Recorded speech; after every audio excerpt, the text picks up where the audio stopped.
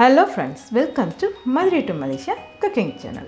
இன்றைக்கி நம்ம ரொம்பவே ஒரு சூப்பரான மசாலா ரெசிபி தாங்க பார்க்க போகிறோம். எல்லாத்துக்குமே பார்த்திங்கன்னா மட்டன் சுக்காவும் சரி சிக்கன் சுக்காவும் சரி ரொம்பவே பிடிக்கும். ஸோ கமெண்ட்டில் பார்த்திங்கன்னா நிறைய பேர் கேட்டிருந்தாங்க சுக்கா வறுவலுக்கு போடக்கூடிய பொருள் செஞ்சு காட்டுங்க அப்படின்னு.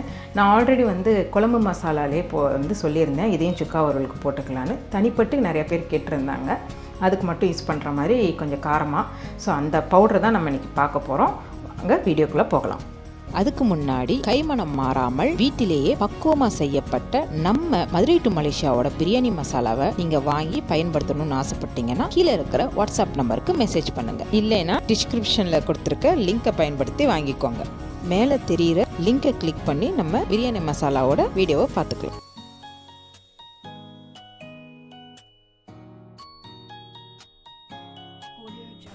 பாருங்கள், சட்டி நல்லா காஞ்சிருச்சு. இப்போ நான் 100 கிராம் மிளகு எடுத்திருக்கேன். ஃபஸ்ட்டு இதை நம்ம வறுத்து எடுத்துக்கலாம். எல்லா பொருளையுமே தனித்தனியாக தான் வறுக்கணும்.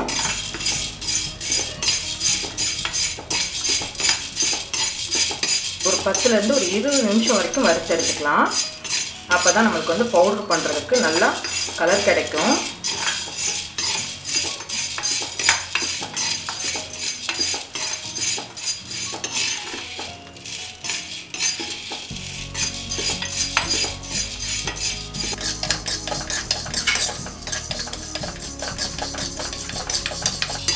பாருங்கள், இப்போ நல்லா வறுப்பட்டுருச்சு.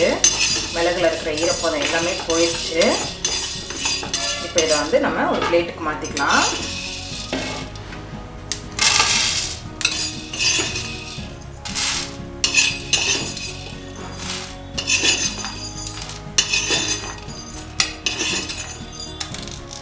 இப்போ அதை அதே அளவு ஜீரகம் எடுத்திருக்கேன்.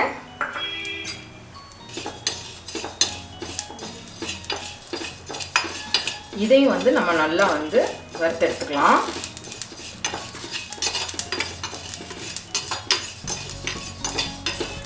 நீங்கள் எவ்வளோக்கு எவ்வளோ நல்லா வறுக்கிறீங்களோ ஈரப்பதம் இல்லாமல், அப்போ தான் நீங்கள் சம்படத்துலையோ இல்லை டப்பாலையோ ஸ்டோர் பண்ணி வச்சுருந்தா உங்களுக்கு வண்டு வைக்காமல் இருக்கும்.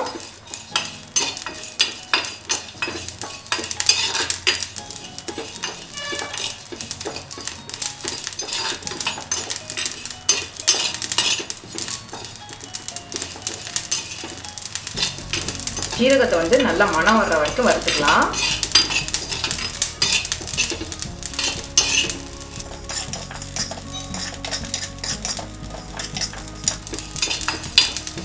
பாருங்கள், ஜீரகம் இப்போ நல்லா வாசம் வர ஆரம்பிச்சிருச்சு, நல்லா வறுப்பட்டுருச்சு. இதையும் நம்ம ஒரு பிளேட்டில் மாற்றிக்கலாம்.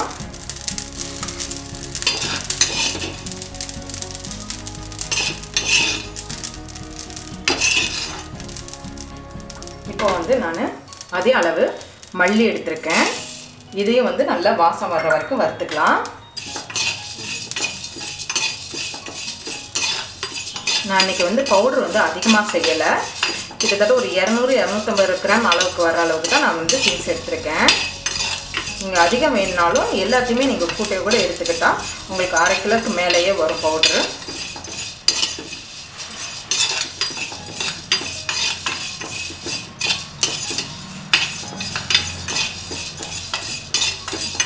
மல்லியை வறுக்கும்போது மட்டும் அடுப்பை குறைச்சி வச்சுக்கோங்க. ஹை ஃப்ளேமில் வச்சுருந்தீங்கன்னா ரொம்ப கருவிடும். ஏன்னா மல்லி சீக்கிரம் வறுப்பட்டுரும்.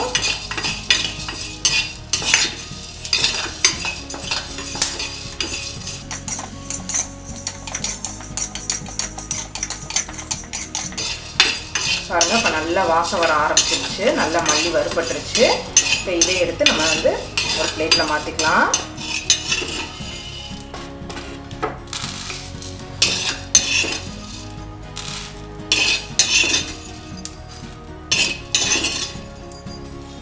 மல்லி வறுக்கும்போதே ரொம்ப வாசம் வந்துடுச்சு. ஸோ நல்ல மல்லியை வாசம் வர்ற வரைக்கும் வறுத்துட்டிங்கன்னா பொடியும் ரொம்பவே வாசமாக இருக்கும்.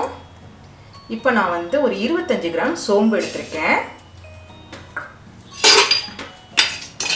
சோம்பு அதிகம் போடணும் இல்லை, ஏன்னா சோம்பு அதிகமாக சேர்த்துட்டோம்னா அந்த வாசம் தான் அதிகமாக இருக்கும். அதனால் சோம்பு கம்மியாகவே போட்டுக்கலாம்.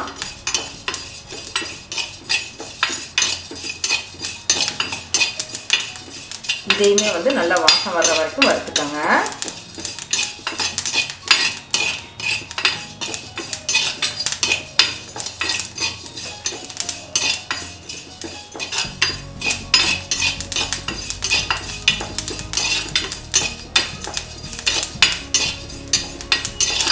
நல்லா வாசம் வருது. இப்போ நம்ம இதை வந்து ஒரு பிளேட்டில் மாற்றிக்கலாம். சோம்பு நல்லா வறுப்பட்டுருச்சு.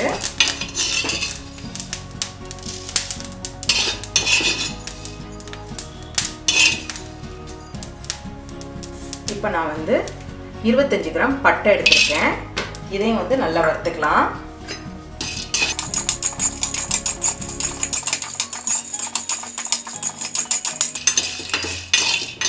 பட்டையை இந்த மாதிரி 2 உடைச்சி போட்டு வறுத்துக்கோங்க. அப்போ தான் வந்து மிக்சியில் ஓட்டும்போது பவுடர் ஆகும். பாருங்கள், பட்டை நல்லா வறுப்பட்டுருச்சு வாசம் வர வரைக்கும்.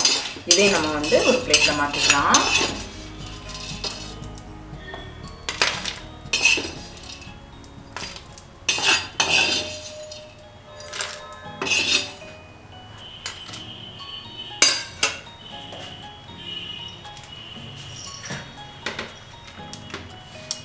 இப்போது நான் வந்து கிராம்பு வந்து 10 கிராம் எடுத்திருக்கேன்.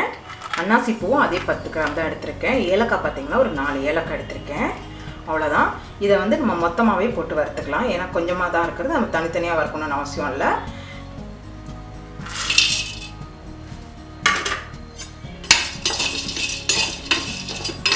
இதையும் வந்து ஓரளவுக்கு வாசம் வர்ற வரைக்கும் வறுத்துக்கோங்க. இப்போ வந்து கிராம்பு, அன்னாசிப்பூ, ஏலக்காய் எல்லாமே நல்லா வறுப்பட்டுருச்சு. அவ்வளோதான். இதையும் நம்ம வந்து பிளேட்டில் மாற்றிக்கலாம்.